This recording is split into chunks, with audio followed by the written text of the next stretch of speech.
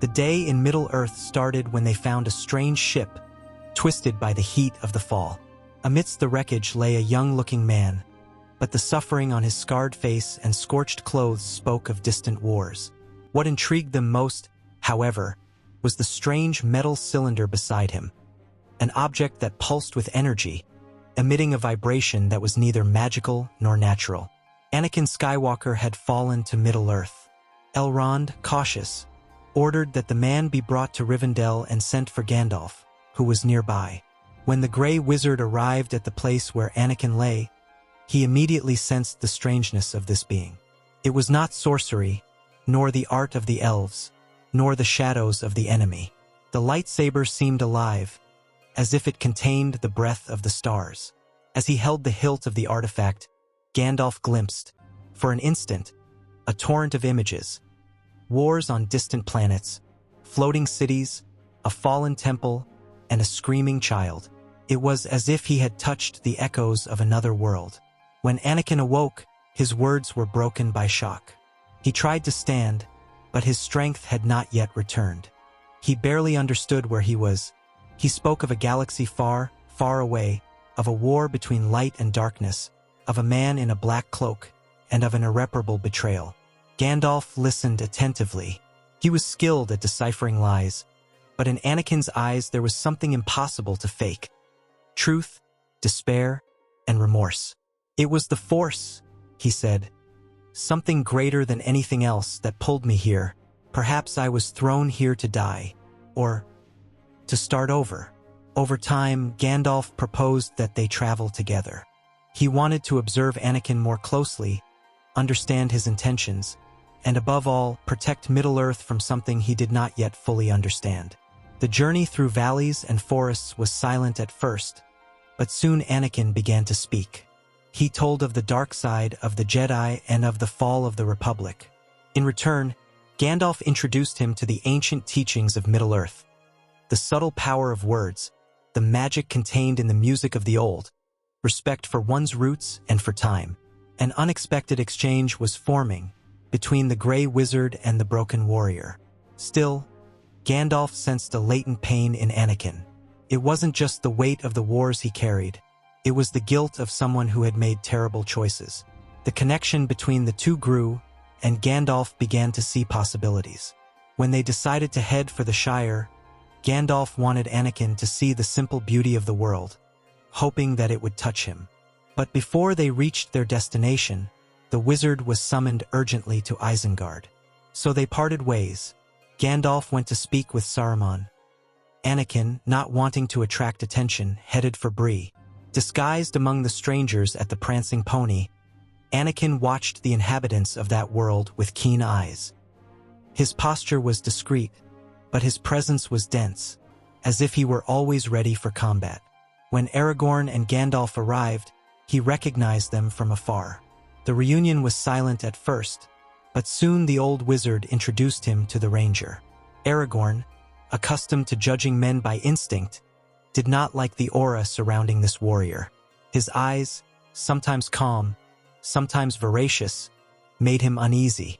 Gandalf, however, intervened firmly. "This man has fallen into the abyss and returned. If we leave him behind, it is the earth that will fall." Shortly thereafter, Frodo, Sam, Merry, and Pippin arrived at the inn. They were small, suspicious, and clearly carrying something heavier than backpacks. Anakin watched the group closely, especially the ring-bearer. The connection between the object and the evil he felt was almost suffocating. Frodo, on the other hand, was impressed by the dark but serene figure of that strange warrior. Something in Anakin's gaze made him feel safer, even though he didn't understand why. Sam, however, didn't like it one bit. "Wizards don't go around helping hobbits for free," he said to Gandalf, who just smiled. Still, the night passed, and Anakin drank alongside Gandalf and Aragorn while the hobbits sang and interacted with the people at the inn. In the dead of night, the ring-wraiths arrived. Doors were broken down. Fear spread like a thick fog, and the screams of the guests echoed through the Prancing Pony's hall. Frodo and the others were cornered upstairs. But before the shadows could touch the ring, the Force burst into the room like invisible thunder. Anakin raised his hand and the wraiths were thrown against the walls like leaves in a gale. Their blades rose in defense, but the warrior from another star did not retreat. His movements were clean, decisive, as if he were dancing with destiny itself. The blue lightsaber was activated, and its glow cut through the darkness with a high-pitched sound unknown to those beings. The specters hesitated for a moment, confused, and that was enough. Anakin advanced, fighting not as a warrior of Middle-earth, but as someone who had learned to face evil in its purest and most direct form. The specters, sensing the strange energy of this combatant, retreated into the shadows, returning to the darkness from whence they had come. Frodo watched him, speechless. When it was over, Gandalf simply looked at Anakin in silence. The weight of that gesture did not escape the wizard.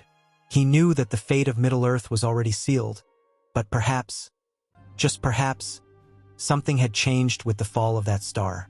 The warrior was no longer just a survivor of past wars. He was now part of the narrative of that world, and so they all continued on to Rivendell.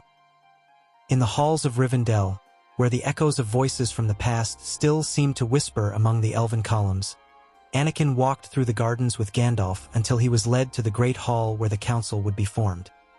He felt the attentive and often cold stares upon him. Elves were suspicious, men feared him, and dwarves evaluated him as if he were a dangerous artifact. Legolas remained silent, curious. Gimli ignored him. Boromir, however, stared at him with contempt and suspicion, as if he saw in him a threat to the natural order of things. "Black magic has no place here," he said, but Anakin did not answer. He just watched. Elrond's council began with the story of the ring being told once again. The atmosphere was tense, and disagreements about what to do with the artifact soon emerged. This time, instead of a dwarf's axe blow, it was Anakin who activated his lightsaber and tried to destroy the ring in front of everyone. And just as if it had been thrown into the fire, the ring simply displayed the words in the language of Mordor. Not even Anakin's lightsaber could cut or melt it. Then Frodo spoke up and offered to take the One Ring to Mordor. The silence that followed was broken by Anakin's deep voice. "I'll go too. I have seen what an empire can do with absolute power. This ring must be destroyed." The statement caused a stir. Elrond frowned, hesitant. But before he could speak, Gandalf intervened. "He does not belong to this world, and for that very reason he is the only force Sauron does not know." After long minutes of tension, Elrond relented. And so the Fellowship of the Ring was formed. Frodo, Sam, Merry, Pippin, Aragorn, Legolas, Gimli, Boromir, Gandalf, and Anakin Skywalker. The days that followed were spent making preparations. Even among the members of the group, there was silence around the Jedi. Sam remained suspicious, but Frodo was beginning to see something beyond that warrior with heavy eyes. Anakin didn't say much, but his actions revealed a commitment that went beyond the mission. There was an ancient weight in his steps, something that couldn't be put into words. When they left, he walked at the back of the procession, attentive to everything. When they reached the cave of Moria, the darkness seemed to whisper ancient horrors. The corridors were filled with shadows and memories of forgotten wars. Orcs emerged in packs, howling with hatred. Anakin activated his lightsaber, and the blue glow cut through the darkness like silent lightning. He fought with brutal precision, but elegantly. The orcs fell before him like leaves in the wind. When one of them grabbed Pippin from behind, ready to plunge a blade into his chest, Anakin leaped forward and cut him in half before the blow was completed. Gimli, who until then had been watching him coldly, felt something change. He fights like 100 fearless dwarf warriors. He's not like the soft elves. In the tomb, the fighting intensified. The group was surrounded by a crowd of enemies. Anakin and Gandalf stood side by side, as if they had trained together for years. The blue saber and the ancient staff formed a ballet of light and power. Anakin protected the hobbits with spinning movements, deflecting projectiles with force and attacking with his saber, while Gandalf conjured light to blind the enemies who were attacked by Legolas' arrows, Gimli's axe, and the swords of the two humans. The sound of fighting echoed through the stones. But then, the drum of the abyss sounded. and true terror approached. The Balrog. The air burned as the demon of shadow and fire appeared. The companions retreated, paralyzed before that ancient creature. Even Anakin hesitated when he saw the monster of flames and shadows rising. Gandalf feared that monster more than anything, but he stepped forward, and Anakin ran to his side. "Together we can defeat him," he said. But Gandalf looked at him tenderly and firmly. "This is my moment. Fly, you fool." With magic and a wave of his staff, the wizard threw Anakin back and faced the Balrog on the terrible, unstable bridge. The rest of the group watched in horror as the confrontation unfolded. When Gandalf fell, everyone felt sadness, but Anakin somehow felt that this was not the end of the Grey Wizard. The exit from the cave was silent. No one had the strength to speak, but Anakin remained at Frodo's side, attentive to every step. The Hobbit's eyes were teary. Sam noticed the change. The Jedi now walked with a vow in his heart. "I will protect you until the end, even if I have to die for it." The journey continued, and at Galadriel's dwelling, the elves welcomed the group with sadness, but also with reverence. Galadriel walked among them as if she knew every hidden thought. When her eyes rested on Anakin, there was a moment of silence. She said nothing at first, but then called him aside. In the mirror of water, she showed him a vision. Himself with yellow eyes and pale skin, holding the one ring with the same fury with which he had once held the promise of peace. Anakin shuddered. "I see fire in you," said Galadriel, "but it can still be light, and that is why you were brought here." Anakin silently moved away from the others. The image shown by Galadriel still weighed heavily on his spirit like a burden impossible to forget. He walked alone, avoiding conversation, dodging glances. The idea of himself with yellow eyes and the ring in his hands echoed in his thoughts, as if he were always on the verge of becoming that. Frodo, concerned about the Jedi's isolation, approached him one night. He sat down beside him without saying anything for a while, until he finally asked, "Do you want the ring?" Anakin took a long time to answer, but finally murmured, "I wanted it, and that's why I can't touch it." Frodo just nodded, understanding more than he could say. The next morning, as the party was leaving, Galadriel distributed gifts. Each received something according to their need or desire.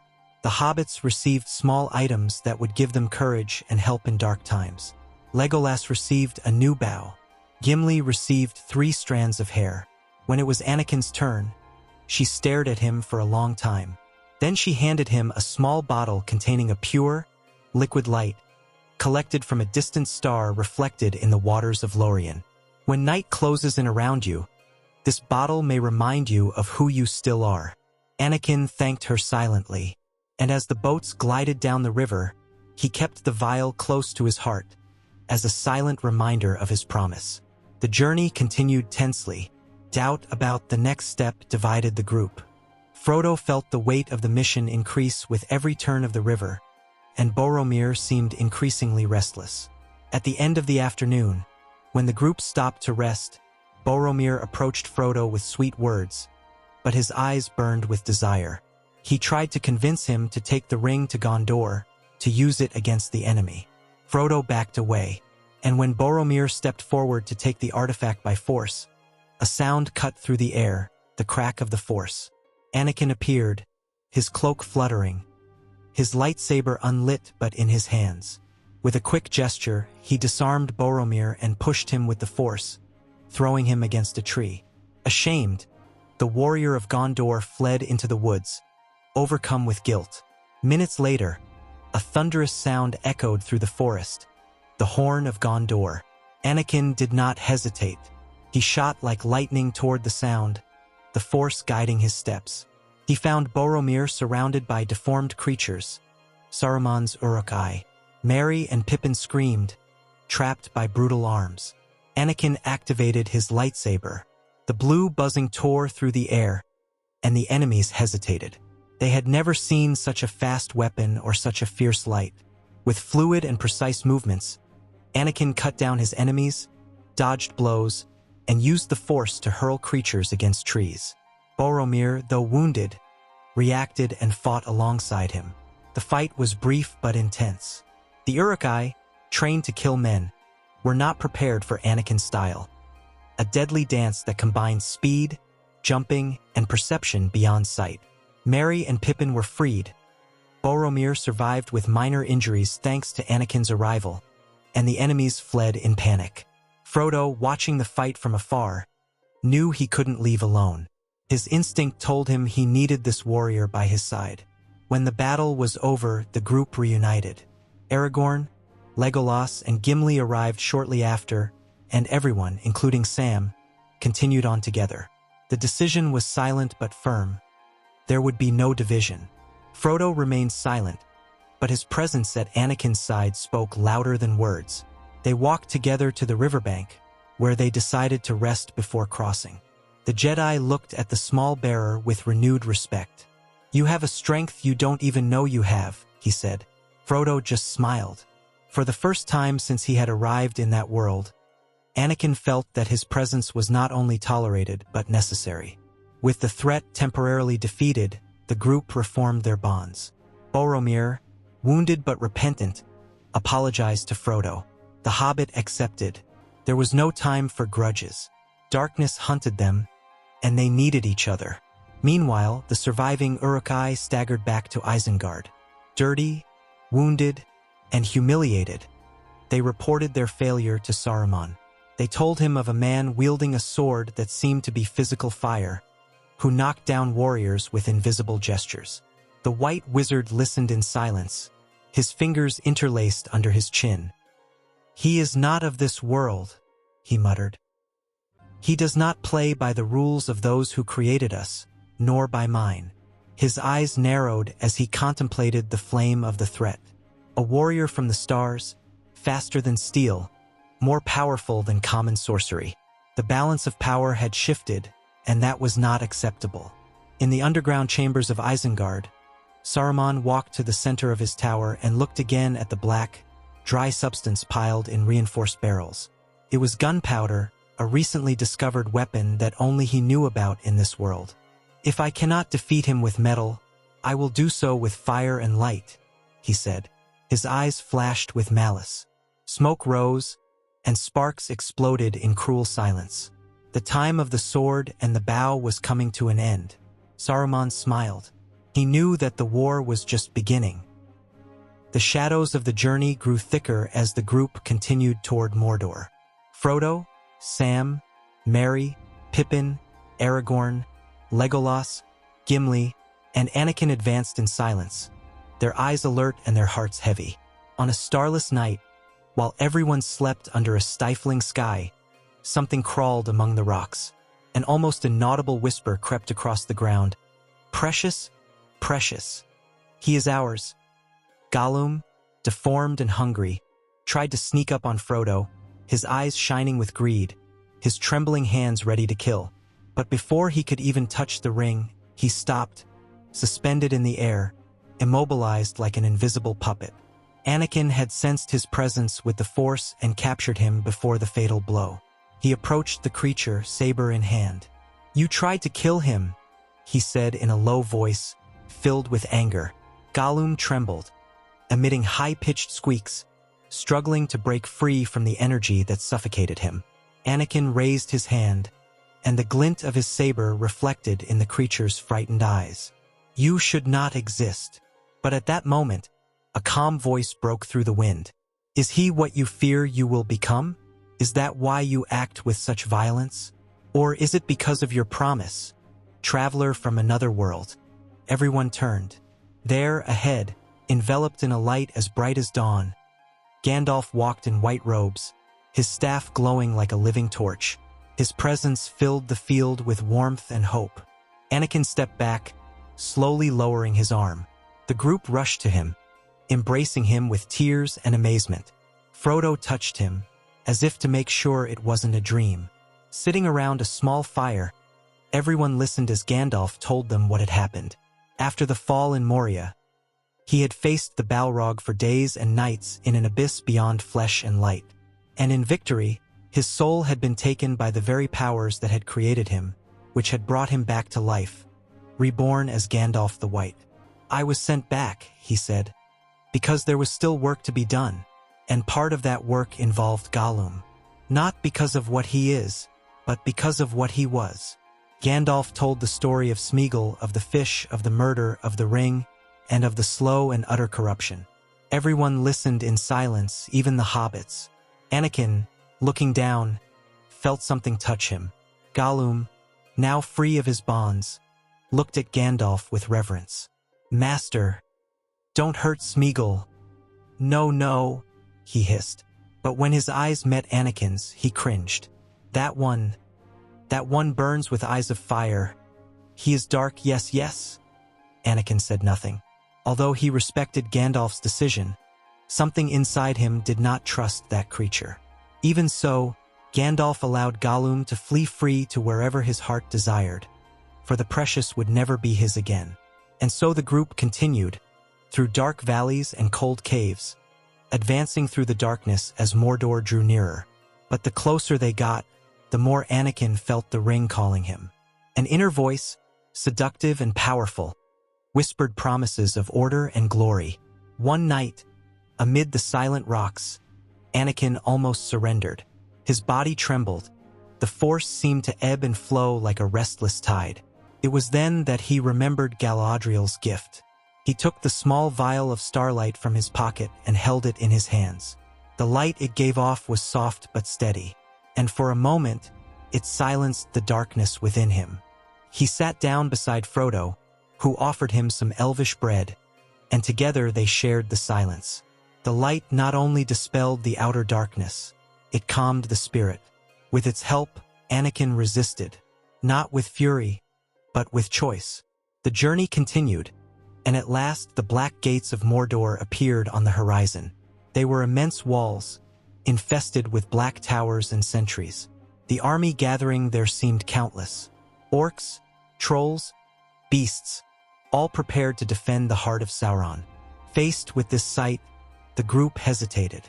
But it was Anakin who spoke. "You must go in. I will stay. They will notice me, not you." Aragorn disagreed. "You will die." But Anakin simply replied, "Perhaps, but if the ring falls into their hands, the entire universe will die. Gandalf can guide them, and I can take care of myself. I will use the Force to protect myself. I promise I won't fall. My mission will be only to buy time for you to infiltrate. I will flee if the enemy outnumbers us." And so the plan was formed. While Anakin would face the bulk of the army, the others, guided by Gandalf, would infiltrate the hidden passages leading to Mount Doom. The tension before the separation was heavy. Frodo said goodbye to Anakin with a steady gaze. "You already saved my life. Now I'll try to save yours." Anakin smiled, and for the first time he didn't seem to carry the weight of the past. As soon as his companions dispersed, Anakin walked into the open field in front of the Black Gate. He shouted. The orcs turned, alarmed, and Saruman, watching from one of the towers, smiled when he saw him. The Jedi activated his lightsaber and ran, like a blue lightning bolt cutting through the enemy ranks. He knocked down orcs with spins, jumps, and invisible pushes. Some flew through the air, others were cut in half like butter under the incandescent blade. But the real test came when Saruman ordered his new orcs to advance, deformed creatures carrying metal cylinders strapped to their chests. A new type of weapon, bomb orcs. Upon seeing the enemy, they ran toward Anakin, emitting deafening screams. The Jedi sensed the danger, and worst of all were the chants he heard. Evil words with terrible power. It was Saruman himself casting a spell right there to stun the Jedi. Anakin used the Force to repel some, but the sound of metallic crackling and burning sparks filled the field. Aragorn, Legolas, Frodo, Gandalf, and the others, already far away and infiltrated beyond the gates, looked back, feeling the earth shake. And then came the explosion. A deafening sequence of fire and smoke engulfed the field where Anakin stood. The sky darkened for a moment. The ground shook as if the world itself were mourning. Dust covered everything. The lightsaber went out. From the top of the hill, Frodo screamed. The hobbits stood frozen. Gandalf closed his eyes for a moment, as if he felt something break in the fabric of the Force. And Saruman, at the top of his tower, just watched the thick smoke with a triumphant smile. Anakin Skywalker had been engulfed by flames, and no one knew if he was still alive. The ashes from the explosion were still floating in the air when the group, hidden in the shadows of Mordor, gazed at the smoke where Anakin had fallen. Frodo fell to his knees, his eyes fixed on the void. Gimli lowered his axe. Legolas covered his face with his hands. Gandalf closed his eyes, as if mourning an inevitable fate. Everyone wanted to go back, but it was Aragorn who broke the silence with a firm voice. If we retreat now, all his sacrifice will have been in vain. He fought to give us this chance. Let's finish it. And so, even with their hearts in pieces, the Fellowship moved forward. Guided by Gandalf, the group crept through abandoned passages and narrow crevices. The stench of dark earth filled their lungs, and the echoes of orc footsteps demanded absolute silence. Within the walls of Mordor, every sound was a death sentence. Boromir took the lead, his eyes determined, and Gimli followed close behind, ready for any clash, while the elf archer advanced toward any danger. Gandalf, with his soft light, kept their hearts moving. But the danger grew. Deformed creatures, born of the deepest darkness, guarded the entrances to the Mountain of Doom. Courage was now all they had left. It was at a fork in the black rocks that terror struck. The great spider descended silently, hungry. Its web enveloped Gimli before the dwarf could raise his axe. He roared, cut off one of the creature's legs, but was dragged into the shadows. "Go!" he shouted before being enveloped by darkness. Boromir hesitated, but Aragorn held his shoulder. "We cannot stop him. He has chosen sacrifice." With tears in their eyes, they continued on. The path narrowed. The forces of Mordor were awakening, and at the end of the trail they saw the mountain. But another obstacle stood in their way. Before Frodo could advance, a new orc patrol appeared. Armed with black spears and fiery eyes, they blocked the way with violence. Boromir, sensing there was no alternative, looked at Frodo. "This mission was meant for you, not me." And then he ran, calling the orcs with the horn of Gondor in his hands. His cry echoed through the rocks. He was wounded several times, but he did not fall before destroying the enemy line. Frodo, Sam, Aragorn, and the others managed to get through. When they looked back, they saw Boromir lying among the bodies of his enemies.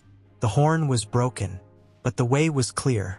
Climbing the mountain was torture, but Gandalf knew he had to keep everyone there. The heat of the living rock burned the soles of their feet. The ring weighed as if it had multiplied its own burden. Frodo could barely walk, and Sam carried him most of the way. Gandalf, though exhausted, kept hope alive. When they finally reached the edge of the crevice, Frodo hesitated. But now, with everything they had lost, with everything they had been through, he understood. Thanks to the support of everyone there, Frodo did not give in to the temptation to keep the ring for himself, nor did he fight for it. He held the ring and looked at Gandalf. "It's time to end this," and he threw the artifact into the fire. Sauron's cry echoed throughout Middle-earth.